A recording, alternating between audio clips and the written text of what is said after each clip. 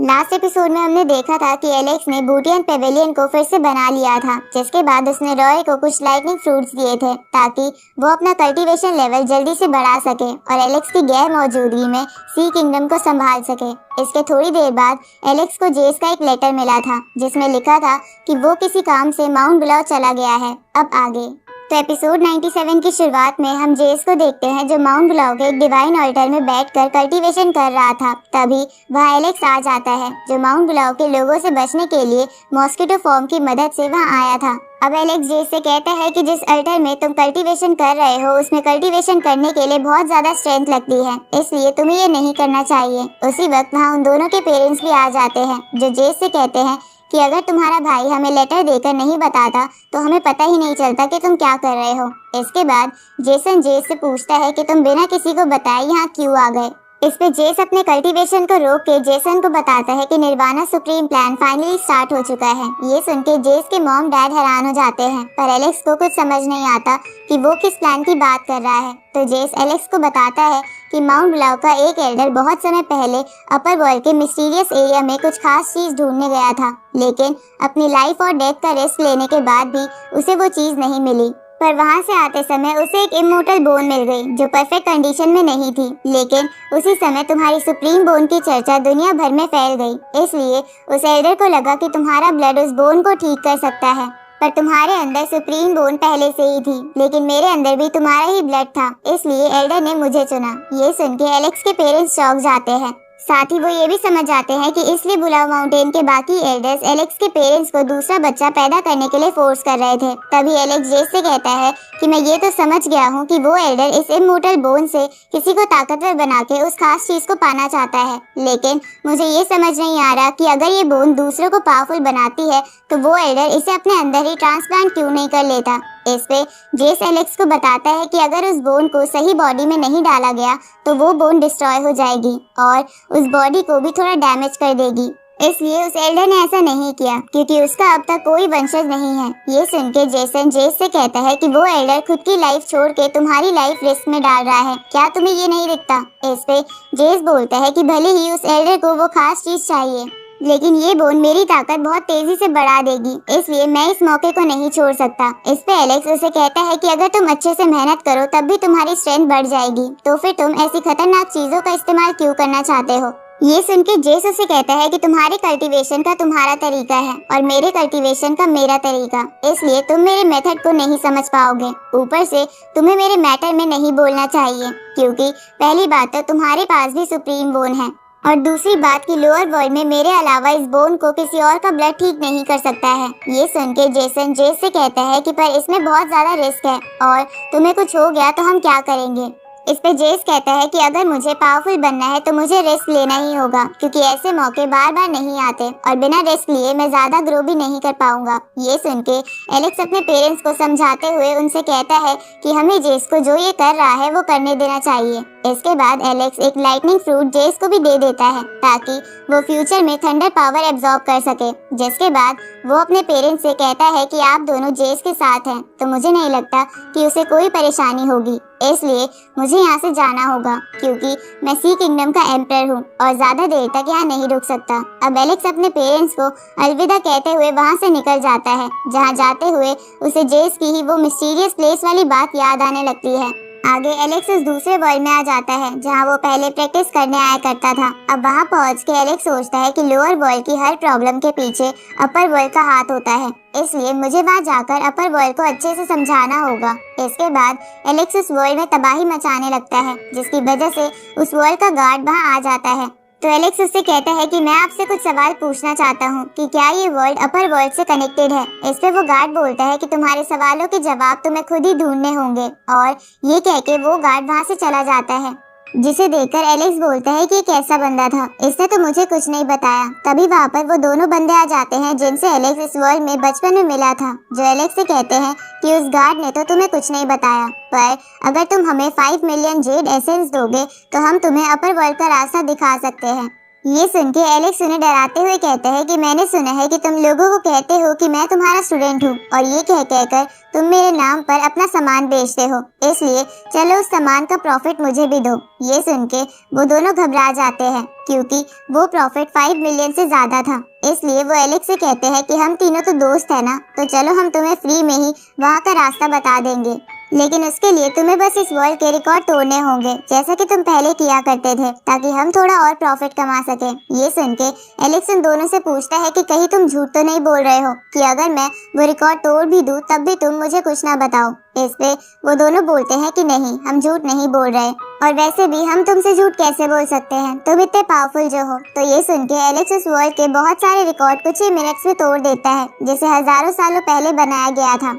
साथ ही वो दोनों बंदे भी अपना थोड़ा सा कंट्रीब्यूशन देके एलेक्स के रिकॉर्ड्स में अपना नाम भी लिखवा लेते हैं और उन रिकॉर्ड से मिलने वाले प्रॉफिट को भी रख लेते हैं। इसके बाद एलेक्स उनसे पूछता है कि मुझे कितने रिकॉर्ड और तोड़ने पड़ेंगे। इस पे वो दोनों कहते हैं कि बस तुमने बहुत सारे रिकॉर्ड तोड़ दिए, इसलिए हम तुम्हें बता देते हैं कि जिस प्लेस को तुम ढूंढ रहे हो वो इसी वर्ल्ड के लास्ट में है। ये सुन के एलेक्स उनसे कहता है कि अगर वो जगह इस वर्ल्ड में ही है तो तुमने मुझे पहले क्यों नहीं बताया। इस पे वो लोग कहते हैं कि हम ये बात भूल गए थे और वैसे भी तुम रिकॉर्ड्स तोड़े ही जा रहे थे, इसलिए हमने तुम्हें डिस्टर्ब नहीं करा। ये सुन के एलेक्स को उन दोनों पर शक होता है और वो उन दोनों से पूछता है कि तुम दोनों हो कौन। इसमें वो दोनों नाटक करते हुए बोलते हैं कि ये बात तो हमें भी याद नहीं है। आगे वो दोनों एलेक्स को उस वर्ल्ड के लास्ट एरिया में ले आते हैं जहाँ एक गेट बना हुआ था, तो उनमें से एक बंदा उस गेट को खोल देता है, जिसके बाद एलेक्स को वहाँ एक रास्ता दिखता है। तभी उनमें से एक बंदा एलेक्स से कहता है कि ये सेलेस्टियल पाथ है जो इस वर्ल्ड को अपर वर्ल्ड से कनेक्ट करता है।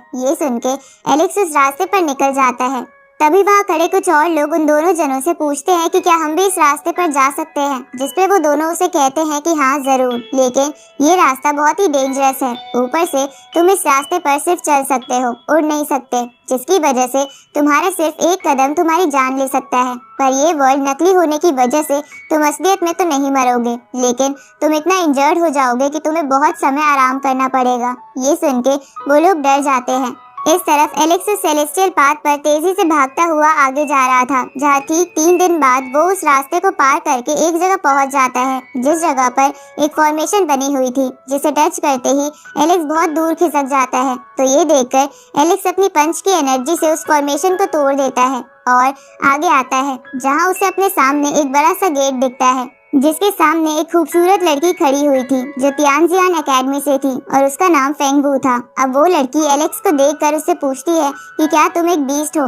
इस पे एलेक्स उस लड़की से कहता है कि इस हिसाब से तो तुम एक चुड़ैल हुई। ये सुन के फेंगवू गुस्सा हो जाती है और कहती है कि मैं एक फेरी हूँ। इस पे एलेक्स उसे कहता है कि तो मैं भी एक एम्परर हूँ, ना कि एक बीस्ट। इसके बाद एलेक्स फेंगवू से पूछता है कि इस दरवाजे की दूसरी ओर क्या है। इस पे वो लड़की एलेक्स से कहती है कि तो तुम्हें नहीं पता कि इसके पीछे क्या है, इसका मतलब तुम जरूर लोअर वर्ल्ड से हो, पर 10,000 सालों में कोई भी बीस्ट इस रास्ते पर ऊपर नहीं आया है। लगता है आज मैं बहुत लकी हूँ क्योंकि मैं तुम्हें अपने व्हीकल के रूप में इस्तेमाल करूंगी। ये सुन के एलेक्स फेंगवू से बोलता है कि क्या तुम्हें डर नहीं लगता कि तुम्हें कोई पकड़ के व्हीकल की तरह इस्तेमाल न कर ले। जिसपे फेंगवू बोलती है कि इस जगह पर सबका कल्टीवेशन लेवल एक जैसा होता है, पर क्योंकि तुम लोअर वर्ल्ड से हो इसलिए तुम सेम लेवल पर होने के बावजूद भी मुझसे मुकाबला नहीं कर पाओगे, क्योंकि लोअर वर्ल्ड के कल्टीवेशन मेथड्स बहुत ही बेकार हैं। ये सुन के एलेक्स कहता है कि चलो देखते हैं कि कौन कितना ताकतवर है। ये सुन के फेंगवू तुरंत ही एलेक्स के पास आकर क्लोज रेंज में उससे फाइट करने लगती है, पर एलेक्स उसे दूर कर देता है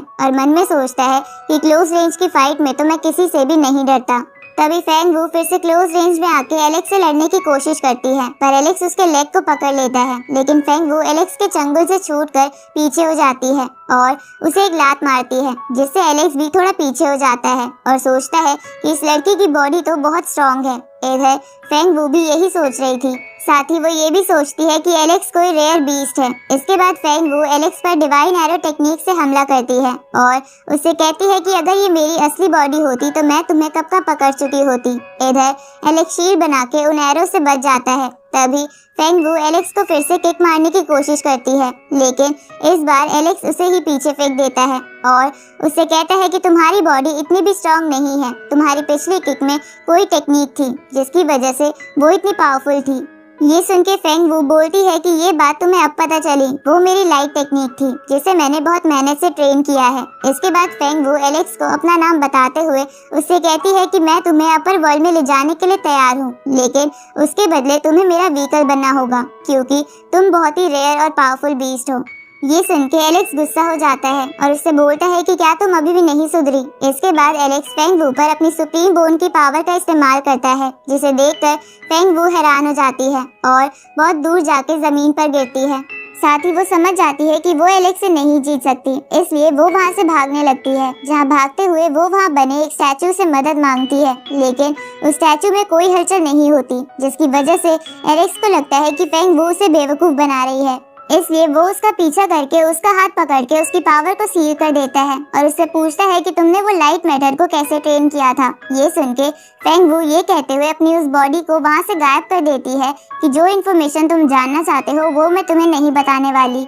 ऊपर से मैं फ्यूचर में तुमसे मुझ पर अटैक करने का बदला जरूर लूंगी। अब फेंग वू के वहाँ से जाने के बाद उस बॉडी की स्पिरिचुअल एनर्जी एक स्वॉर्ड में कन्वर्ट हो जाती है, तो एलेक्स उस स्वॉर्ड को उठा लेता है और कहता है कि लगता है कि आज मैं बहुत अनलकी हूँ। इसके बाद एलेक्स उस दरवाजे की दूसरी ओर जाने लगता है, पर तभी उसकी नजर उस स्टैचू पर फिर से जाती है और वो सोचता है कि फेंग वू इस स्टैचू से मदद क्यों मांग रही थी। कहीं ये स्टैचू सच में कुछ और तो नहीं। अब ये बात टेस्ट करने के लिए एलेक्स अपने बाल से उस स्टैचू पर अटैक करता है, ताकि अगर वो स्टैचू सच में कोई गार्ड हो तो वो अपनी जगह से हिले, लेकिन ऐसा नहीं होता, जिसकी वजह से एलेक्स समझ जाता है कि वो सच में एक स्टैचू है। उसी वक्त वहाँ पर तियानजियान एकेडमी के 2 और स्टूडेंट आ जाते हैं और उससे पूछते हैं कि तुम कौन हो और तुम्हारे हाथ में फेंग वू की तलवार क्यों है, जिसपे एलेक्स उनसे कहता है कि फेंग वू ने ही मुझे ये तलवार दी है। अब एलेक्स ये कहते हुए उन दोनों जनों को बेहोश कर देता है और उन्हें बांध देता है। जहाँ होश आने पर वो दोनों घबराते हुए एलेक्स से कहते हैं कि तुम बीस्ट हमसे क्या चाहते हो। इस पे एलेक्स इस सिचुएशन का फायदा उठाते हुए इन्फॉर्मेशन निकालने के लिए उनसे कहता है कि वैसे तो मुझे बहुत भूख लगी है, लेकिन मैं तुम्हें खाऊंगा या नहीं ये इस बात पर डिपेंड करेगा कि तुम मेरे सवाल का क्या जवाब देते हो। इसके बाद एलेक्स उन दोनों से पूछता है कि इस गेट की दूसरी तरफ क्या है। इस पे वो लोग कहते हैं कि वहाँ एक स्पिरिचुअल वर्ल्ड है जिसे अपर वर्ल्ड के एंशिएंट गॉड ने बनाया था। इसके बाद एलेक्स उन दोनों से पूछता है कि ये किस तरह का स्टैचू है। ये सुन के वो दोनों एलेक्स को बताते हैं कि ये स्पिरिचुअल वर्ल्ड का गेट कीपर था, लेकिन इसे मरे हुए बहुत समय हो गया है, इसलिए इसकी ऐसी हालत हो गई है। अब एलेक्स उन दोनों से बोलता है कि तुम दोनों ने ये तलवार देखते ही पहचान ली कि ये फेंग वू की तलवार है, तो क्या वो लड़की बहुत फेमस है। इस पे वो दोनों कहते हैं कि फेंग वू तियानजियान एकेडमी की फर्स्ट बैच की स्टूडेंट में से एक है, जिसकी वजह से सब उसे क्वीन बुलाते हैं, क्योंकि कई लोगों का मानना है कि उसे कोई नहीं हरा सकता, इसलिए हम उसके वेपन के बारे में इतने अच्छे से जानते हैं। उसी वक्त वहाँ एक बीस्ट आ जाता है और कहता है कि मैंने सुना है कि यहाँ पर लोअर वर्ल्ड से कोई बीस्ट है, इसलिए मैं उस बीस्ट को टॉर्चर करने के लिए यहाँ आ गया हूँ। अब उस red fire spirit app beast को देखकर एलेक्स उसे बोलता है कि शक्ल तो तुम्हारी गंदी है और बीस्ट मुझे बोल रहे हो, और एलेक्स के ये कहते ही ये एपिसोड यहीं खत्म होता है।